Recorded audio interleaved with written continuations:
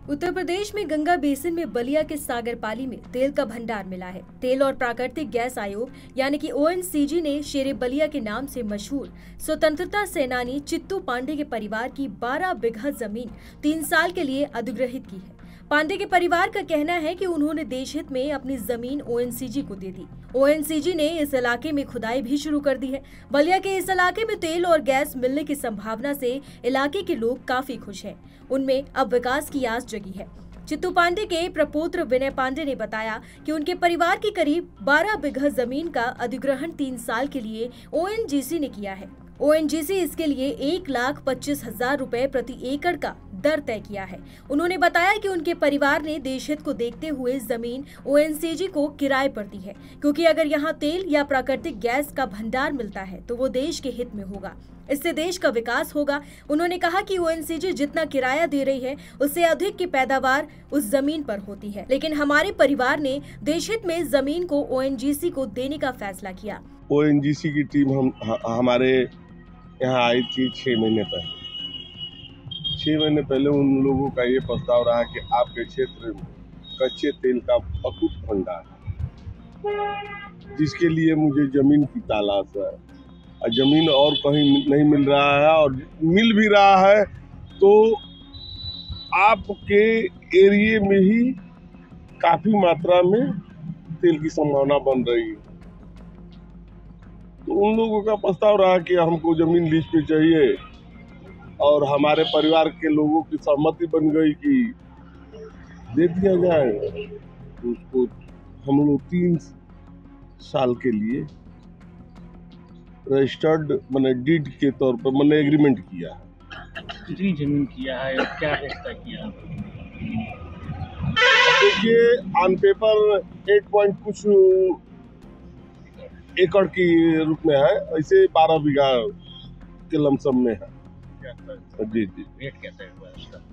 Rate हुआ 1,25,000 रुपया एकड़। तो कितने के और भी कुछ बातें कर रहे थे लोग, कितनी संभावना है मिलने की, कितनी संभावना नहीं है? देखिए, रेट जो भी हुआ किराए में कोई दम दिलाता है नहीं। एक भावना ये थी कि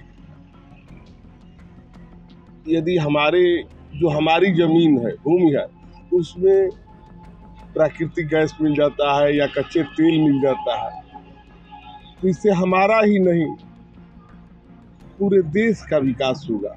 ये सोच को देखते हुए हम लोगों ने ये सोचा कि ये देश के काम आ जाए, इस नाते हम लोग इसको लीज पे कर दिए। नहीं तो किराए में कोई दम दिलाता है नहीं। उससे ज़्यादा के यहाँ पे माने खेती की जाती है, तो उससे ज़्यादा के उत्पादन भी हो जाता है। ये बहुत उपजाऊ और बहुत ही कीमती जमीन है। कितनी फसल पैदा कर लेते हैं हम लोग साल भर में? 2 से 3। वैसे जो श्रम करने वाला हो तो काफी पैसा कमा सकता है, जिसे कमर्शियल खेती भी कर सकता है उसमें।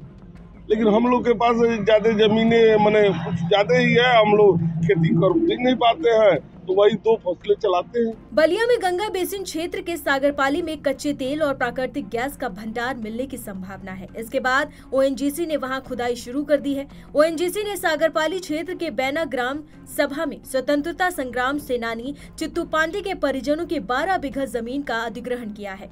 ओएनजीसी ने पहले साल के लिए जमीन के किराए का भुगतान भी कर दिया है। इस भूभाग पर ओएनजीसी 3000 मीटर गहरी खुदाई करेगा।